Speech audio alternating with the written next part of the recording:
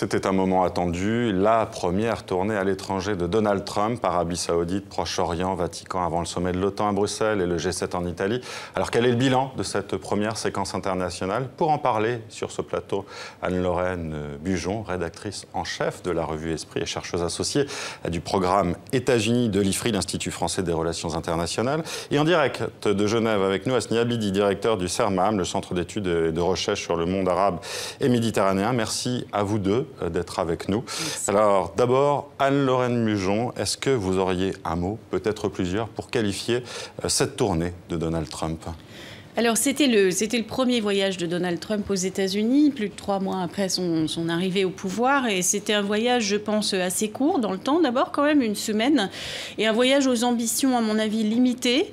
Un voyage de normalisation pour montrer que ce président pouvait être un président comme un autre, qu'il pouvait être présidentiel. Peut-être un voyage de diversion aussi par rapport à un climat politique intérieur qui est très, très difficile.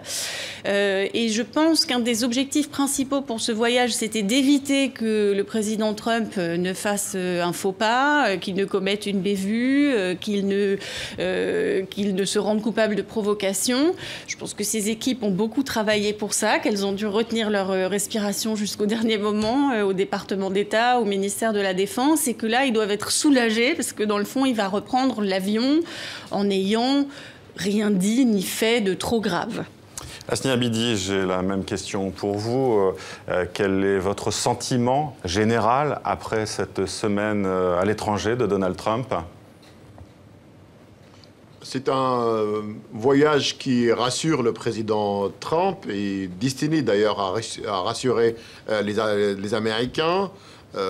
Et c'est un voyage aussi qui ne rassure pas du tout l'OTAN, qui ne rassure pas aussi l'Union européenne, ou en tout cas les alliés traditionnels des États-Unis. Et enfin, c'est un voyage qui en dit long sur la nouvelle doctrine en matière de politique étrangère suivie par Trump, notamment dans le Moyen-Orient. Justement, à propos de cette doctrine, quelle est-elle selon vous? Je crois qu'on assiste vraiment à une rupture, plus qu'une rupture, un tournant dans cette politique étrangère. Elle est basée sur une sorte de privatisation de la politique étrangère, basée aussi sur des affaires d'abord économiques, donner la priorité absolue aux anciennes alliances, c'est-à-dire le retour de la construction des alliances traditionnelles. Cette alliance, elle est autour de l'Arabie Saoudite, au détriment d'un autre pays qui avait jusque-là, en tout cas, les faveurs de l'administration Obama, parce qu'il fallait absolument une puissance rassurante, une puissance aussi de modération. Et aujourd'hui, on assiste en effet à un pôle, Washington, Riyad, probablement Tel Aviv, et aussi basé sur un seul chantier qui prend le dessus, c'est la guerre contre le terrorisme, y compris l'Iran, et c'est ça qui est très inquiétant, et les moyens économiques et les moyens militaires, bien sûr, sont consentis à la fois financièrement par les pays du Golfe, notamment l'Arabie Saoudite, et les moyens militaires par Washington. C'est-à-dire, c'est une sécurité, mais contre paiement. En quelque sorte, l'accord de Quincy, pétrole contre sécurité. Alors, avant d'aller plus loin, j'aimerais qu'on regarde justement un peu le bilan de cette semaine en images avec Marie Valeret de notre rédaction Internet. Regardez.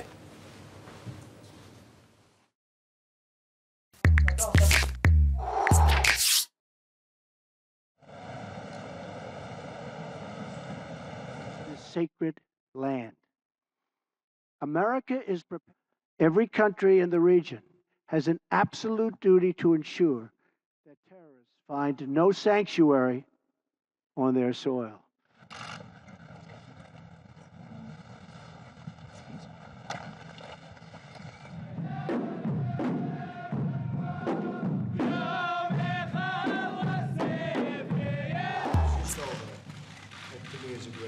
Thank you very much. And I know we're going to have a meeting with the President, been to the Western Wall, and that's a great honor. Most importantly, the United States and Israel can declare with one voice that Iran must never be allowed to possess a nuclear weapon. Never, ever.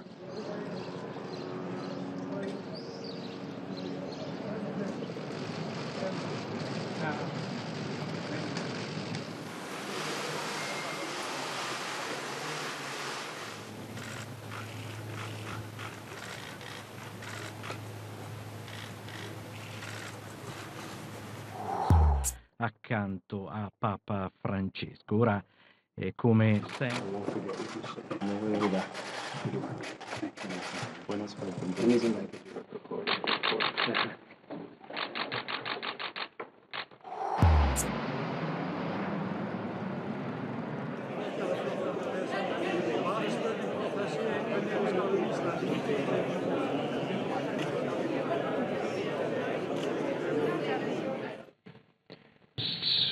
"23 of the 28 member nations are still not paying what they should be paying. This is not fair to the people and taxpayers of the United States." Thank you. Thank you all.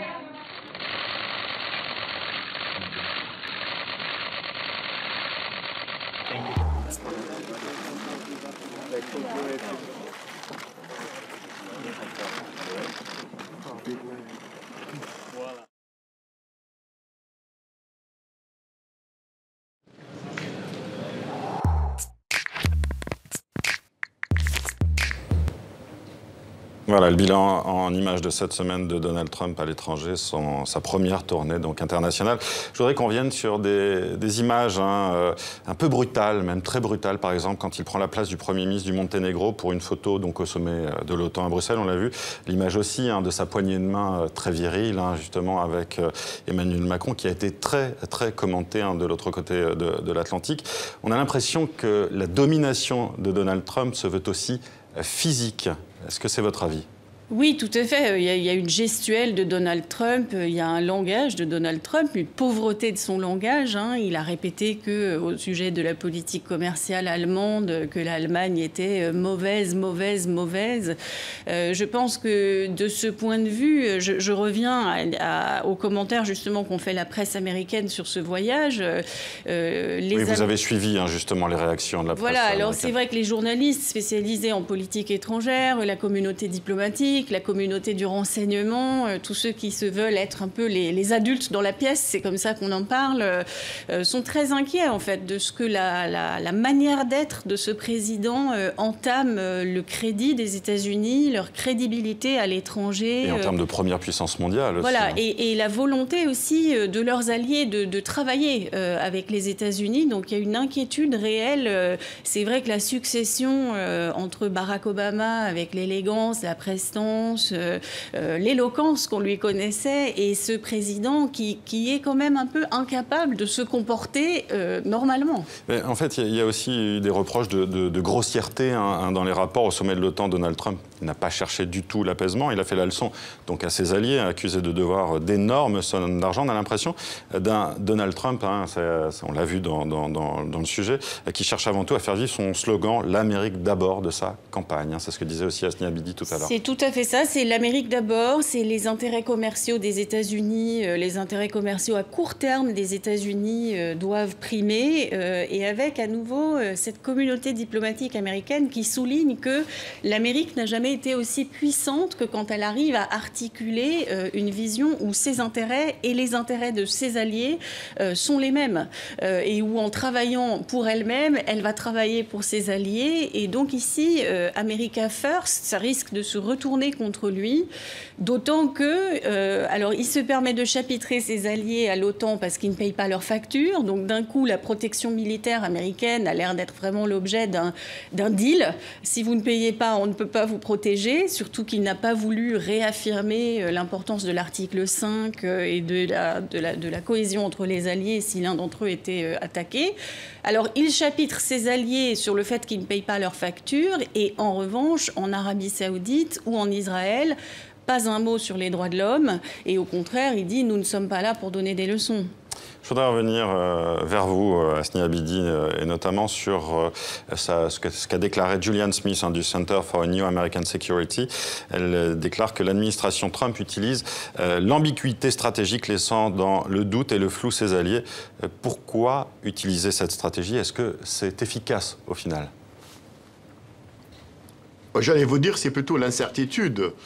L'incertitude parce que, généralement, la communauté internationale a les yeux rivés sur la première puissance au monde, pour élaborer une nouvelle stratégie ou une politique étrangère et qui sera partagée avec les alliés. Partagée pas seulement sur le plan financier, mais aussi sur le plan politique et stratégique et militaire.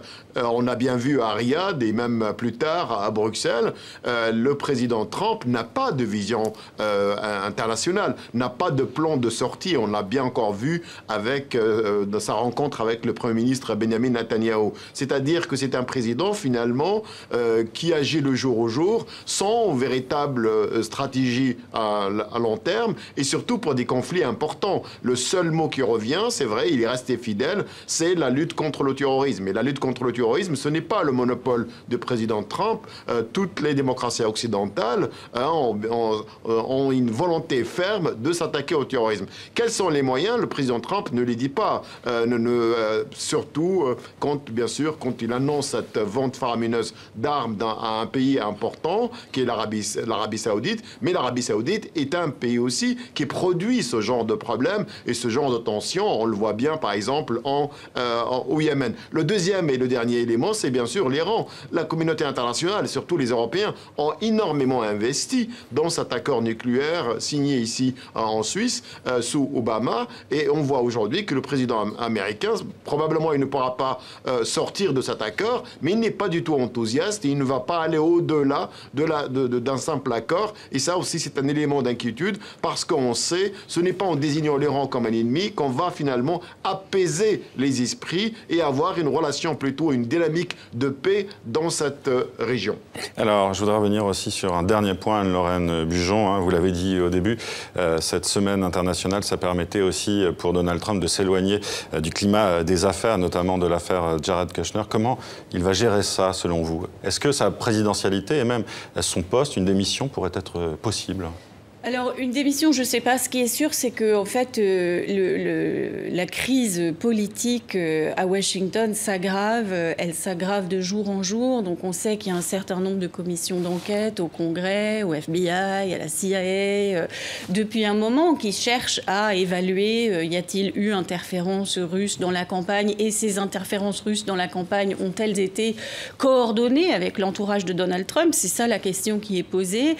Et je crois que dans le cadre de ces enquêtes qui se déroulent depuis plusieurs mois maintenant, le limogeage du directeur du FBI est quand même un geste extrêmement fort par le président, très critiqué. Là, à nouveau, la presse américaine parle de méthode de république bananière. Personne ne croit aux prétextes pour lesquels le directeur du FBI aurait été limogé. Il va être entendu maintenant. On a nommé un procureur spécial. C'est vrai que tout ça commence à ressembler à un scandale d'État majeur, une crise politique, une crise institutionnelle. Et là encore, les gens comparent ce voyage de Donald Trump à un voyage que Richard Nixon avait fait en 1964, au moment où la fièvre montait trop à Washington.